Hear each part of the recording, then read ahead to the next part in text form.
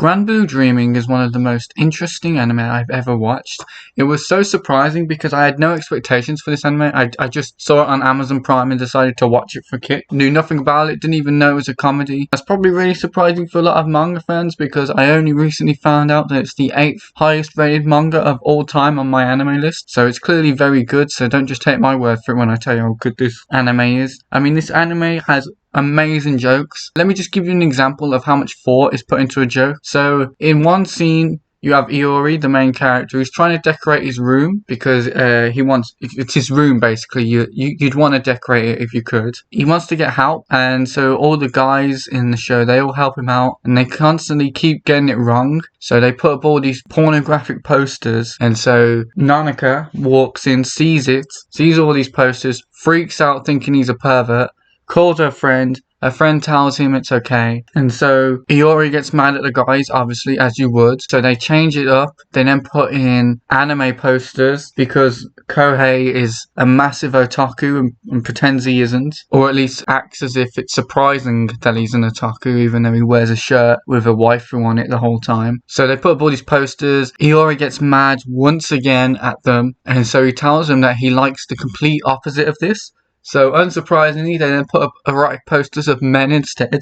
And once again, Nanaka walks in, freaks out, being like, oh my god, he's got all these posters up of all this erotic stuff. And once again, calls a friend. A friend tells her it's okay. And that's the end of it for that. The jokes keep going on in that episode, but that's the end of that joke for that episode. Then later on, we then meet her friend, Azusa, who was the one she was talking to. And Azusa has this moment with Iori where they're walking, and then she tells him how refreshing it is to hear about someone else who likes the same gender, where she then tells him that she's bisexual, and she says how great it is to finally tell someone that because she keeps something like that to herself. And now Iori, feeling really guilty about it, can't bring himself to tell her that he's not actually into guys, so he just lies about it to make her feel better. So he lies to her and tells her that he likes Kohei because she asks what kind of guys he likes, and he can't bring himself to tell her the truth. And so anyway, Azusa, being the really kind person she is, constantly puts Iori with Kohei, which then leads to a lot of hijinks,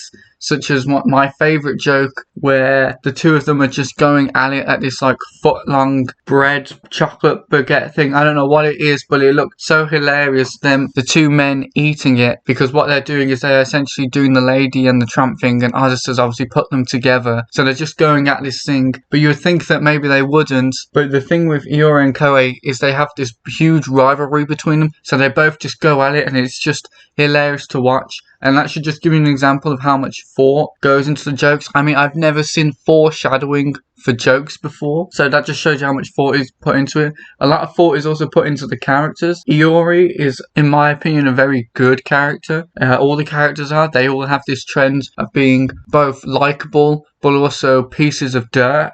It's just great. Iori, he comes in and you instantly think he's going to be the fish out of water kind of guy, looking at all these crazy hijinks going on. You think he's not going to really adjust to it, but he gets right into it instantly. You think he's going to be the straight man, but then he pulls all these weird faces throughout, and you start to realize that no, he's just as bad as all these other people. And it's great to see that. Kohei is a character who isn't introduced straight away, but he's also really good. I love his rivalry with Iori, and it leads to a lot of great jokes between them. I also like that his main personality trait is that he's an otaku, but thinks that people are going to be surprised when he tells them he's an otaku, even though everything about him screams otaku. Chisa isn't as good as the last two by design. She's meant to be the more straight man of the group. She doesn't really get much jokes from her. There's a lot of jokes around her, and a lot of stuff happens to her, like how once again, to show the foreshadowing of jokes, how Iori upskirts her using a bouncy ball, which to foreshadow that he's good at sport later on in a different episode. So, you know, a lot of stuff happens to her, but she herself doesn't do much. Azusa's probably my favorite character from the group, just because she's so nice. She's the only character in the show that I would honestly say isn't a piece of crap or doesn't have any negative traits. She's just such a good person, and you'd want her to be alive in real life. She's one of those anime characters that you wish was actually real in real life. It goes to help that scene where she confesses her sexuality to Iori, and you can understand why he would lie, because you wouldn't want to upset this woman's feelings because she's just such a sweetheart. And then we get on to Nanaka, who, kind of like her sister Chisa, is kind of a bit more mundane. She's kind of more of a background character. Stuff happens around her. Although there is one personality trait that just comes out of nowhere with her character that completely changes everything. And you can see she once again follows the trends of being likable, but then she has this thing that holds her back and makes her kind of a scummy person. And it's the fact that she's literally in love with her sister. And the great thing about this anime is that no one pretends that it's good. Everyone knows what she's doing, and everyone kind of just accepts it and just looks the other way, turns the other cheek. I have no idea if her sister knows that she wants to be scissor sisters, but who knows what's going on with that. But it's once again to show how much thought was put into these characters and how much to make them stand out and unique. So even a pretty boring character like Nanaka has this very memorable character trait. And then lastly, I'd also like to highlight Aina Yoshiwara, also known as Keiki. She's also very good in the show. She doesn't get as much to do, but her whole character trait is that she puts on way too much makeup, which is great to see. There's a lot of jokes around that trait, that she wears a lot of makeup,